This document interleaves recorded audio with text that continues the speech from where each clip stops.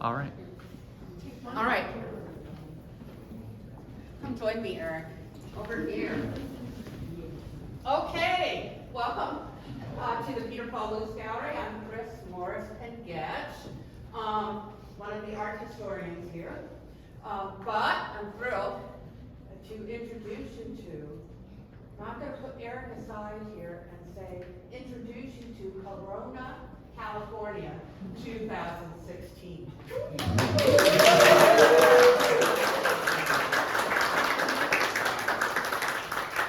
It can't help but take up the space. Okay? It fills the space, quite literally, and engages us on all sorts of levels.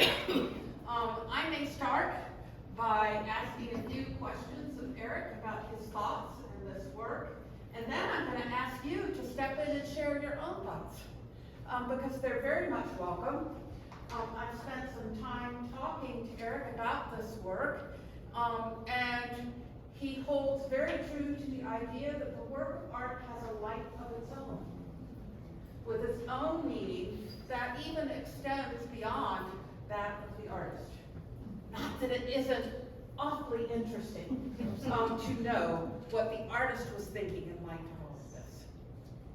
All right, I'm going to go over here, Eric, and I'm going to put you on the spot. Okay. Okay, all right. When I look at this work, you know, the first thing I said was, well, this is a variation. It's a paraphrase. The first thing I said was, it's almost as if David Hockney and Chuck Close had a child. I see sort of the references to both and even more. So, could you tell me a little bit about your influences and the title? The title. So the influences, and I would add in there good old Whistler's mother and George Seurat. Okay. Work that I saw at the Chicago Art Institute when I was a wee freshman in 1985 and thought I wanted to be a Lutheran minister. So I was in a pre-seminary program, but going to the Art Institute a lot, so that should tell you. I guess that was somewhat prescient. So I would put those four in there. I also would add El Anatsui. I don't know if any of you have been to the new Hampshire and seen their El Anatsui piece there. He's an African artist that works with little pieces of essentially metal, what we probably think of as trash, pieced together very quilt-like and hangs in a very fabric-like way. So I'm going to throw him in the barrel as well as an influence. And also I'll add him and Seurat for scale, of course, too. So, but what was your original question besides influences? The title. Oh, the title. Thanks for remembering that. The title is Corona, California, 2016, and that references the place of that this image was captured and the year. It was actually in July. It was July 3rd, I think, of 2016. So it is very much about place. And I could probably spend an hour talking about just the title and how we got there and why that's important to me. But I don't know how much more you want me to say or I should tell, but that is the title, and I will say this about the title, it's important to know. I studied with the late Joe Deal, who was a photographer that was associated with the New Topographics movement, and he did a lot of photography in Southern California. It's very kind of bleak, basic of tract housing developments and sort of the changing landscape, suburbanization, that sort of thing. I studied with him at Washington University in St. Louis when I did finally go to art school. And I was very interested in faces and portraits even then. And he described my portraits as sort of topography, a sort of topography of their own, topography of a face. So the title, he actually has a photograph that's titled Corona, California. And so it's a little bit, he passed away of cancer probably 15 years ago, so it's a little bit of a blessing to him, you know. So it's a lot of things. It pulls in a lot of truths, a lot of, you know, reality of my own life and in my history. So. Well, it honors him, and at the same time, at least in the time I've known you, the reference to photography is more obvious here than I've ever seen. Right, so I studied photography, that was my undergraduate major. I have a Bachelor of Fine Arts in Photography, so I forget these things because I'm so close to them, but you're right, like this is definitely a very strong, obvious reference to my background and interest in photography. So. I have more to say, I always have more to say, but I want to open things up for questions that you had. I also quilt, so I had lots of questions about how this was put together.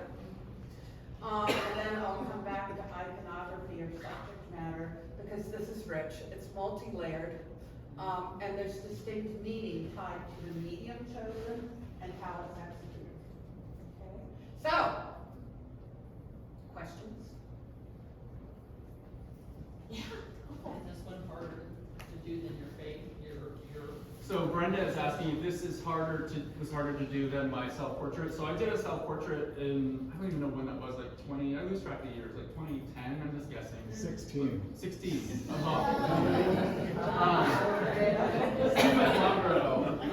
That was a quarter of this size. And I used the same methodology, working from a half-scale model, which most of you I think have seen on the wall there. And so my self-portrait was just based on, you can imagine, just like one of those chunks. It was that size. So basically it was just a way to see, can I do this? So I knew that I could do this. I knew the process worked, which was if you're really true. So every piece in this, there's over 27,000 pieces, they were all hand selected. So there's no computer involved, nothing like that. So I had hundreds and hundreds and hundreds of 1-inch pieces cut, actually 1.5 because there's a seam that you don't see, pre-cut, and then I laid them in trays. I got at IKEA, and so I broke it down into 6x6 sections. That's what the red grid is on there. You can kind of see, and so this is the first one I did in color. The last one, self-portrait, was black and white. I don't know about harder. I mean, it's just so much more to manage. You know, it's actually the hard part is now. This is a freaking beast.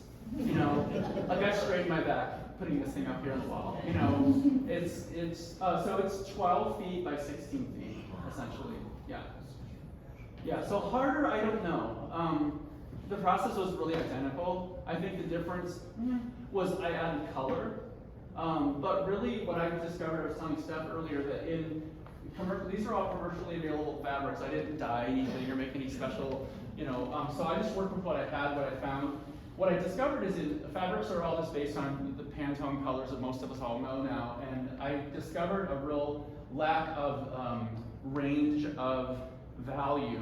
The thing I struggled the most with was to find things, believe it or not, light enough. And that really shocked me. Before I even started at Steph Hatt's, a fabric shop, and she was so generous, and I bought all these beautiful, like rich, super saturated, gorgeous turquoise colors, kind of like your shirt, Troy standing right next to you, Steph. And I was like, oh, water's gonna be so awesome. And I was like, I really can't use any of them because they were all way too dark and dense. And so that was the one thing that kind of surprised me in making it. Lindsay.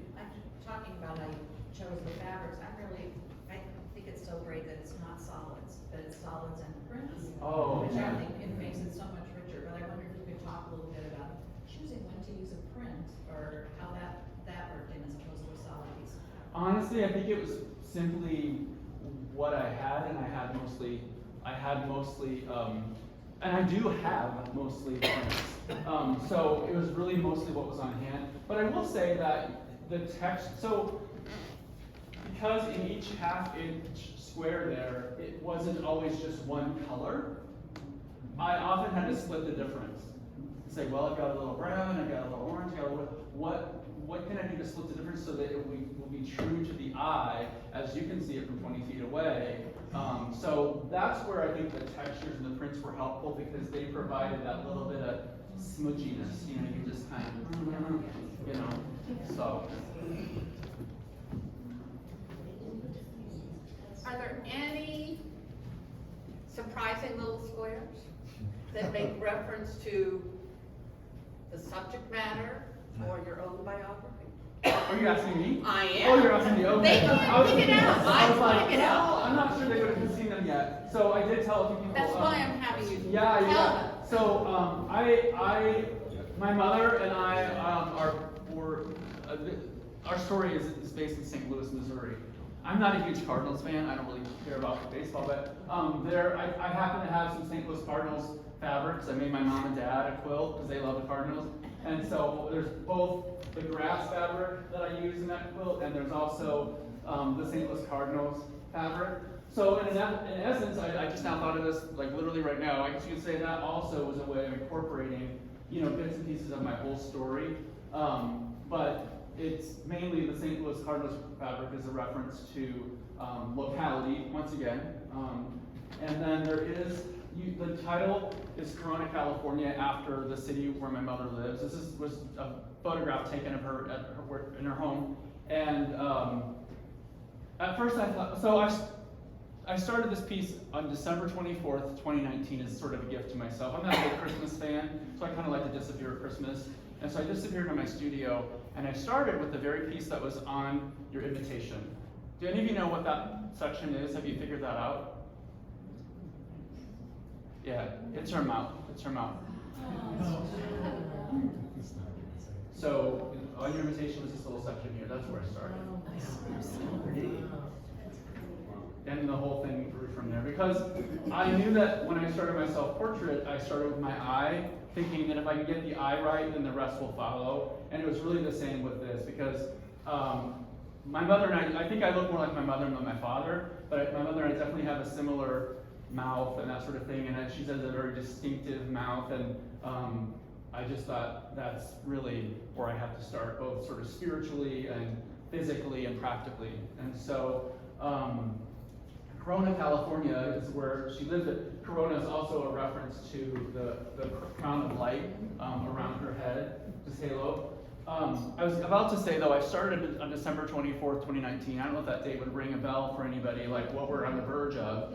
Something also known as Corona. Oh, for the love of God, they ruined my title! But I'm happy to say we mostly call it COVID now. It's kind of like cell phone, mobile phone. We call them cell phones now, VHS, beta, whatever. So I think that worked itself out, and I stuck with Corona. And so with that said, there is this little secret crown in here, right there.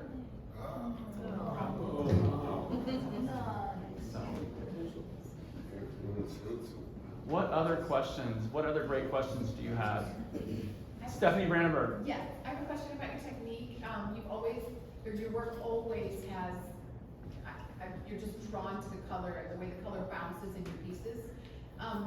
What did you, I know you intrinsically know like where the colors are gonna go, but how far back did you have to stand to make sure the plaid would work as that light, in the fence? I wasn't actually. I worked on a table with a little, the lids to the trays for my Kia that were $5, and I recommend getting them if you're a quilter. They're in the storage section. The trays that I kept the pre-cut fabric in, they all have lids, and I used the lids. I put a little piece of batting on the lid so the pieces wouldn't blow away.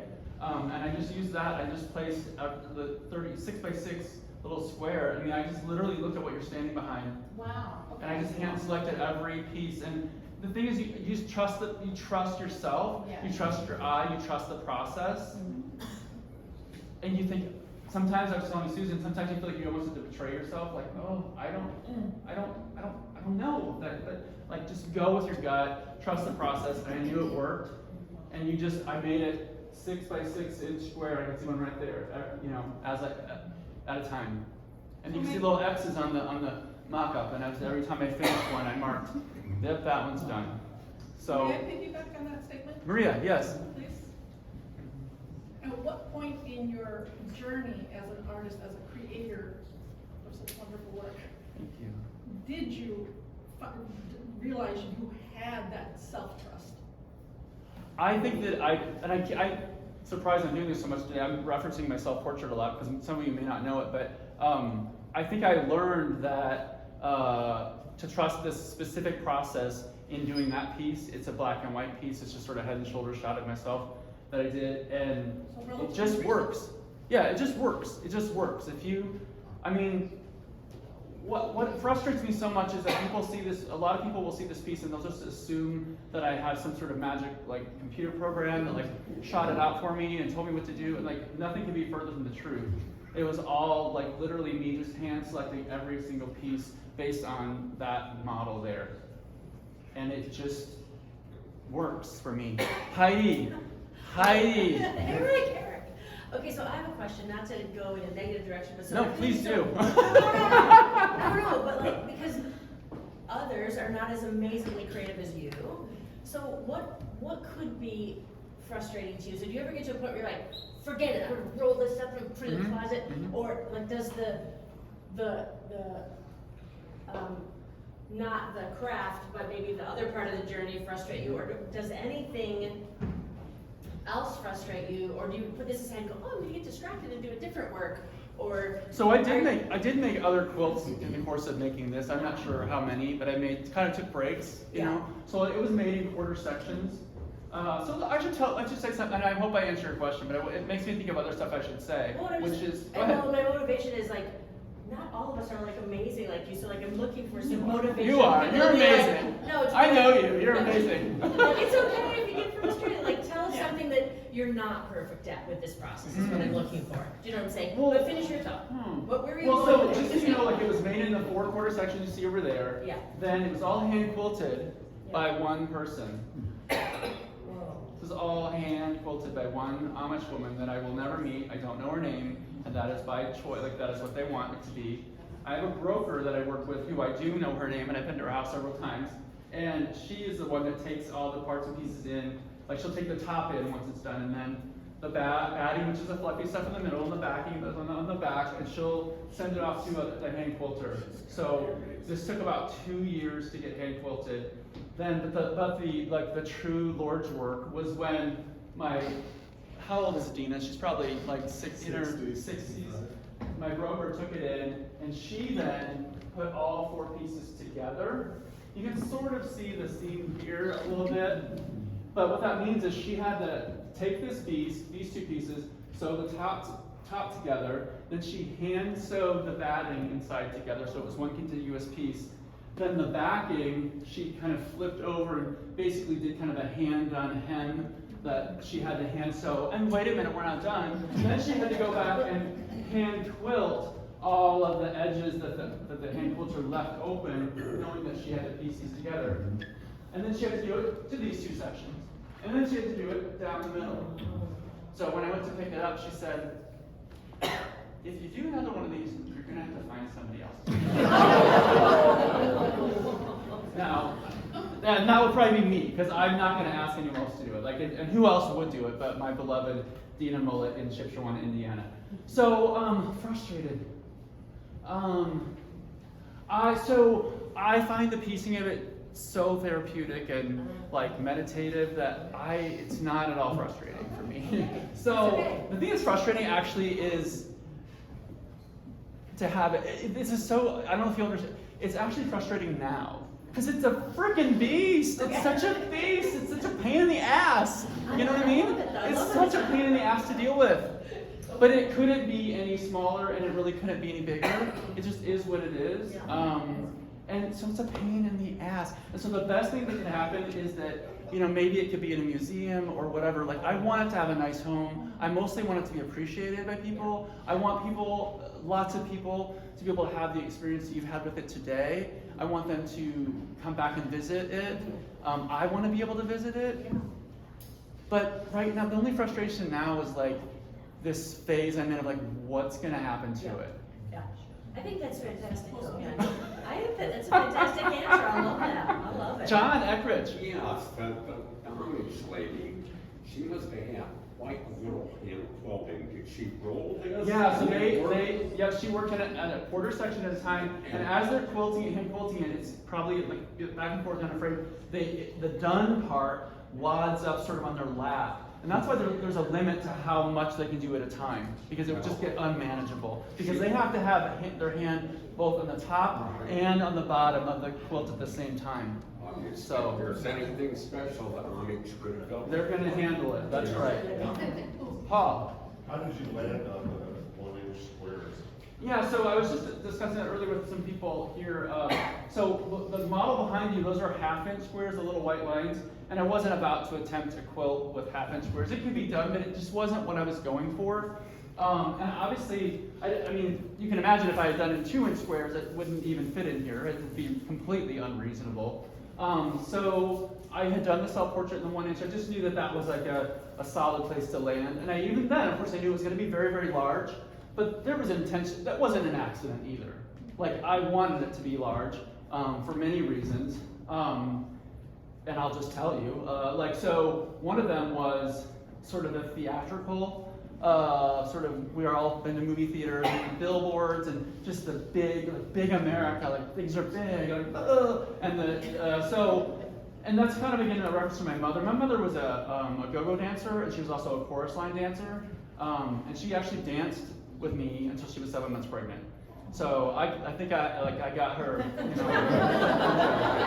And my father, many of you know, was like a big rock and roll R&B songwriter and singer. So somewhere inside of me lives a lot of fire, a lot of energy, a lot of rhythm and music. So I wanted it to be big because of the theatricality of it and the sort of computational nature. And then on a more personal level, this is about a part of my life that, I mean, if you know me, you probably know about it, but most people don't know anything about this part of my life. And it is hidden in the shadows for so many years. And what this piece is, I've said to many people, this is less of a portrait of my mother, and it's really a self-portrait. And it really is about everything that it took to get to this moment in time. And that is circling back to the Cornell, California 2016. That is why the location was so important. Because as someone who is separated from their family, with no access to information about them or themselves whatsoever, even just to have a location back in the days before the internet would have been revolutionary. To know that, oh, I have a mother, she's alive, she's living, she lives in Cornell. Well, when I met my mother, she lived in Montreal. That's where I met her for the first time as an adult. But she has lived in Southern California for the last several decades. So. But what you're tapping into reminds me a little bit of why, or the overarching effect of your medium here. A medium associated normally with comfort. Right. But what I want to get at is your technique. You made reference to Seurat. Mm-hmm. What this reminds me of is Pissarro. It's a work by an art historian named Josie Bland, who talks about Pissarro's experiment with pointillism, okay? And his anarchist views at the same time. And how he would show workers out in the field with these tiny dots of color. But what she points out is the effect on the viewer is quite profound in the sense that the average person going into the academy would look at an image and expect to see all of the details, even as we see in the photography. But by showing the means of representation, you make that knowledge unattainable. What do I mean by that? If you're on a journey, searching for your family, for your roots, getting to know your mother, Literally, are yeah. literally, are you ever going to completely do so? Getting to know another person is a challenge. And for me, the overarching effect of this is you can look at her, but you don't know everything. You can never possess that complete knowledge. So, and you've heard me say this before, but I am quite taken by the profound meaning here on a deeper psychological level. And in many ways, suspect, as you said, that this is as much of a self-portrait as the portrait that many of you know. Right, so most people would just interpret it, and that's okay, there's no wrong interpretation, as some sort of tribute to my mother. But frankly, I would think that would be weird for me, actually. Like that, like, no, it's not. But I mean, I love my mother, but like I don't love her that much. In the sense, like, no, I'm not gonna make like that is not what this is about. You know what I mean? This was about me saying, I'm here. This is where I came from. I have a mother just like everybody else has. And I've had to deny that fact for most of my life. So. Why this image, and were there other images that were the contender, or was in your mind this was always? Yeah, that's a really good question. So this comes from that visit. This is the last time I saw my mother. Okay. And it's probably the last time I'll ever see her. She's still living, but we don't have any contact. And so I just took this as a casual snapshot when I was visiting her in California and didn't really think anything of it. But when I got home and looked through my pictures, I started thinking about how this image just contains so much information. So it was just like, it was a happenstance or whatever, but it just contains so much symbolism and imagery that was so true to my experience of finding her, engaging with her, the complications with her, the many, this visit came after a 27-year absence where I didn't even really know where she was. So, and there's so much, but I saw the image and it just kind of grew on me. And I felt like I had, and also just the richness of it, and the fact that that did feel very like David Hockney, and he's like my favorite artist, and I thought, oh, there's that Hockney vibe, and I always, I always want a pool, and this is my vicarious way of having, the pool experience, working in the water, and it's just like, it was just, and also I thought it'd just be fun, there were so many colors, and there's so much depth, and there's architecture, and there's plants, and there's like a half-dead fern, and there's, chairs in the background, and there's a little handle on the gate, and there's a little PVC pipe right here, so it's like, I thought it just was like, this will be so fun, it's like choosing a puzzle to put together, so. I have just a pressing question over here. Oh. But I'm curious, since you talk so much about your mom, your mother, if she has seen it.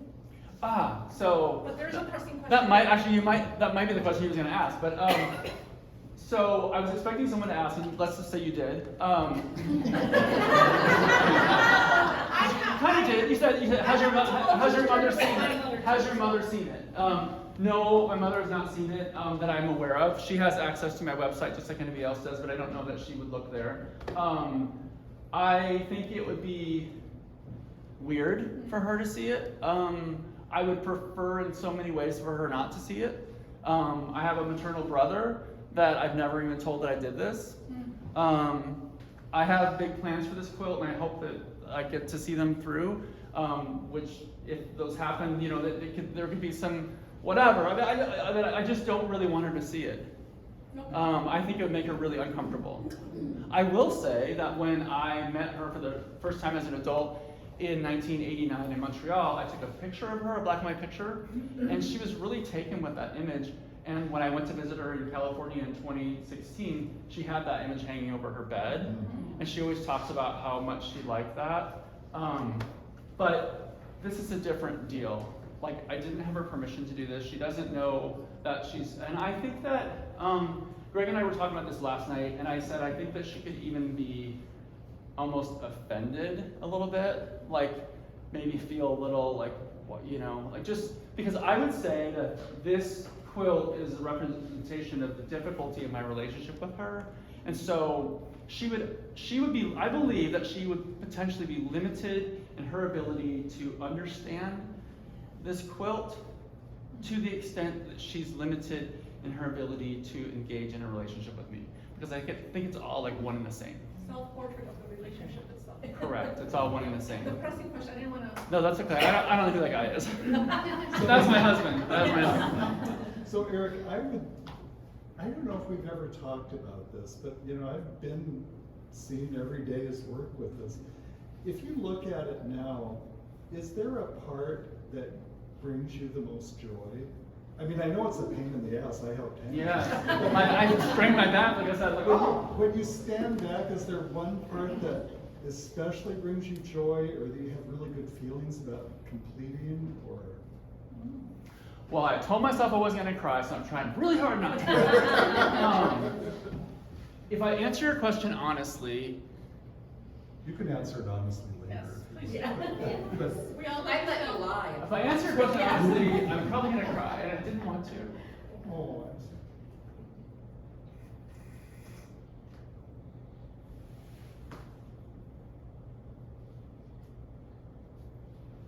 We're all here with you. Yes. Yes.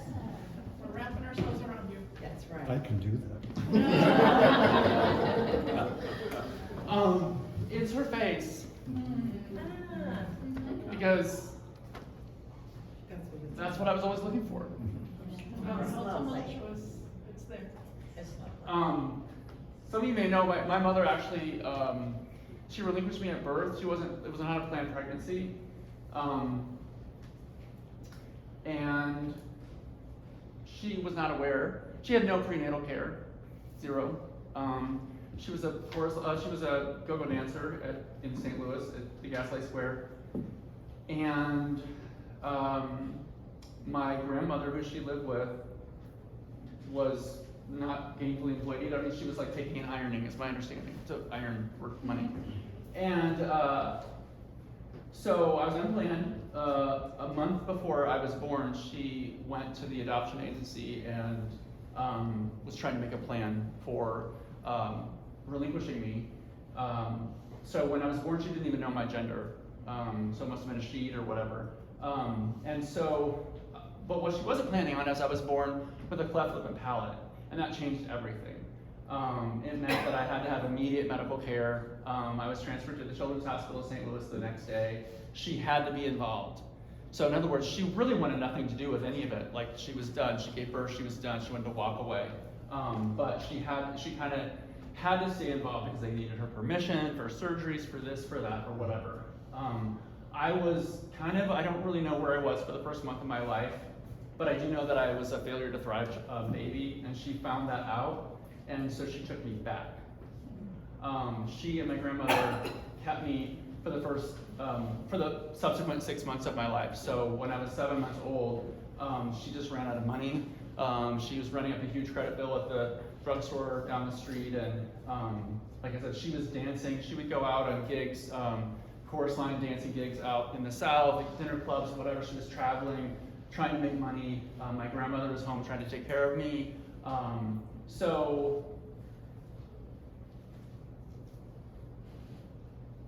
I look at her, and that's why I said I want it to be someplace where I can visit it. This is really probably as much of a funerary piece as it is anything else.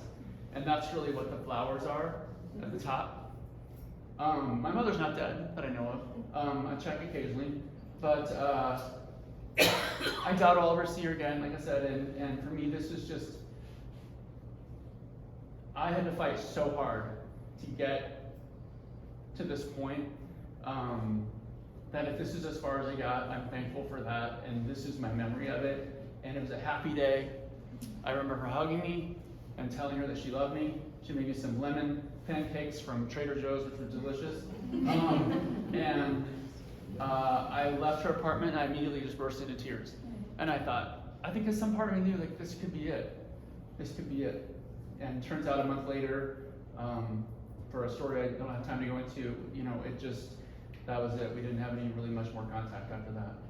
So the happiest part of it for me is just seeing her face, even though it's obscured by her sunglasses, which again is not by accident. She had them on the photo, I didn't put them on her. But I mean, like, this is so typical of her, and kind of like the blocked mother's gaze that there's always going to be that barrier.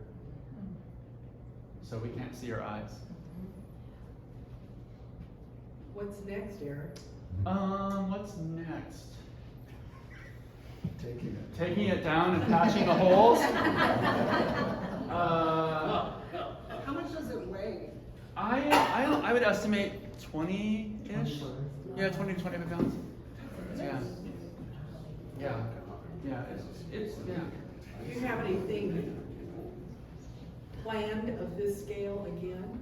I actually have one of my late father and my late brother that I would consider doing.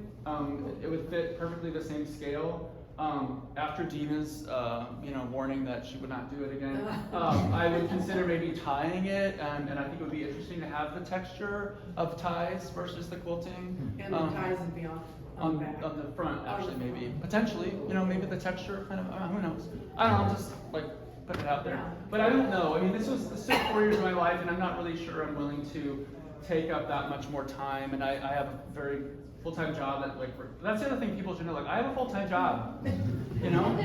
I've always had a full-time job. I'm gone from home 55 hours a week, and I have a studio downtown in Iowa City. So I do this in between, in the cracks, so to speak. So. And I did it during Corona, or during COVID, which was kind of ironic, again, because of the title. But but I was working that whole time. I didn't miss any work because of that. So, We can attest to that. yeah, thank you. Thank you, Marie Martin, yes. So I call myself a working artist because I have to work to be able to afford to do this. This quilt, the quilting alone was like nearly $4,000, just to get it quilted. So it's a lot of my time and money and energy, but apparently I need to do this. What about a triptych for your other pieces? With the work, or is there something about the scale? What about what? What about like a triptych? Oh, yeah, no, so the image of my father was one taken by a paparazzi, and it's him kissing my late brother, and there's just something about, like, it would all need to be contiguous. And I kind of felt the same way for this, like, oh, could I do it in 4 pieces? But no, I really want it to be a contiguous piece because of that sort of cinematic kind of quality, yeah. Eric, you told me I couldn't go to the back. Yes, I'm curious. but you already did, I saw you. Did you piece it? I cut my eye on you. What? Did you want to Is say it that? all the same? Packaging. It's awesome. We were down in Ottumwa, and I think it was last year I bought a new sewing machine, and they had like this extra, I think it's extra wide. I think it is. I don't remember. But I just bought it all up. I just bought the whole. It's all the same. It's all this. Yeah. It's all the same fabric. Yeah. Eric, what kind of professional sewing machine did you have to do this? Yeah, so I did this on the other machine. It was a little like Janome Gem. I mean, this is a ridiculous sewing machine. Like, I should not have done that because it's like for kids basically. And there's just no way. Because last year I bought like a $2,000 sewing machine, which by the way is not even close to the most expensive sewing machine that there is. And I'm like, oh my gosh, what was I doing all the time? Because it's like, it's nice. It's really nice. It just sews a straight stitch, which is all I need to do. I cannot sew. I can barely sew a button on. I do not sew. I'm not a sewer. I just know how to straight stitch. That's all I need to do. So, what other questions do you have? Yes, Sue Coleman, former director of this gallery.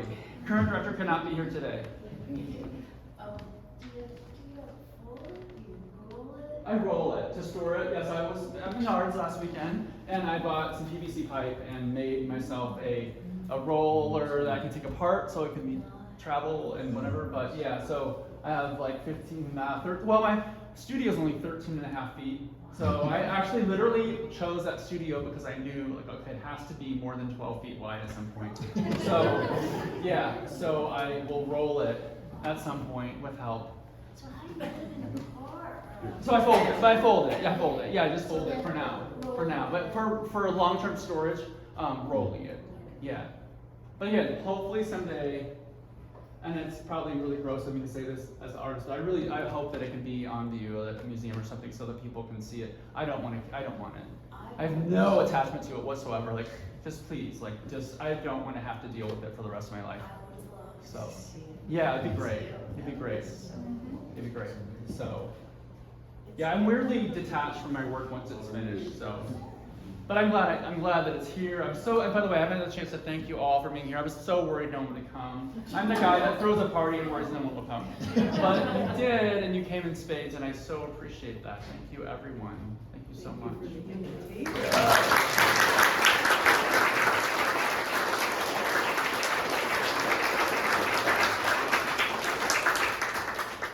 I was one of those people that thought that, or for whatever reason, understood that this was a tribute to your mom, and to hear you share the way you have today, and just pour yourself out there the way you did, I love it that much more. Oh, thank you. That it is a manifestation of who you are, who I know you to be as a person, your heart and your soul. Thank you so much. Thank you, Maria. That's fantastic. Thank you. Yeah.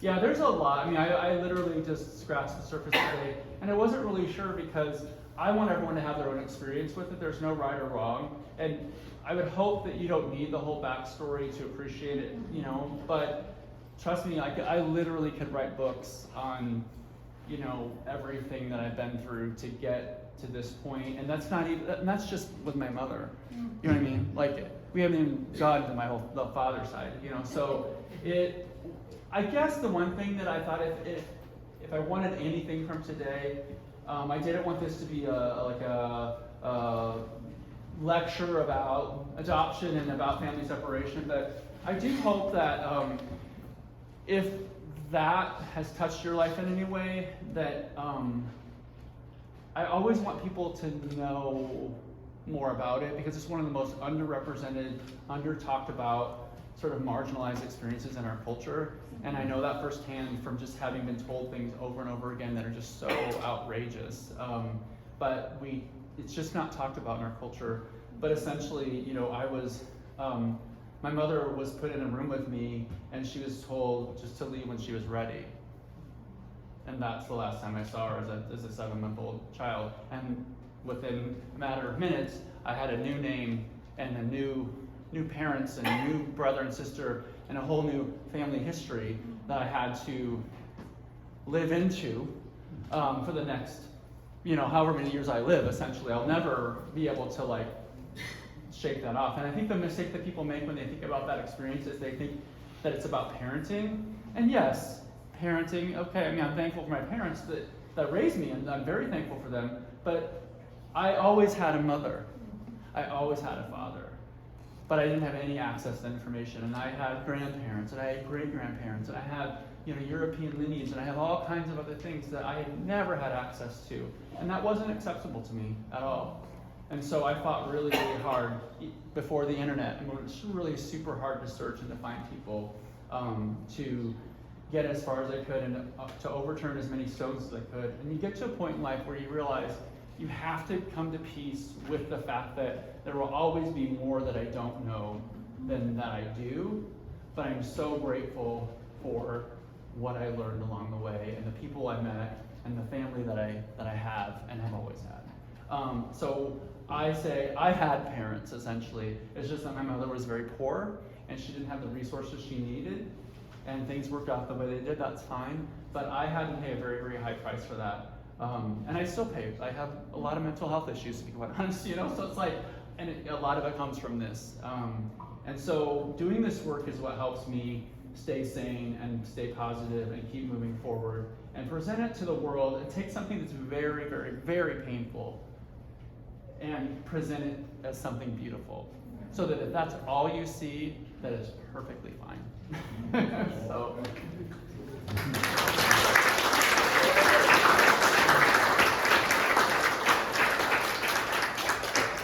Well, I don't want to keep you. There's about 600 cookies to be eaten. So, more.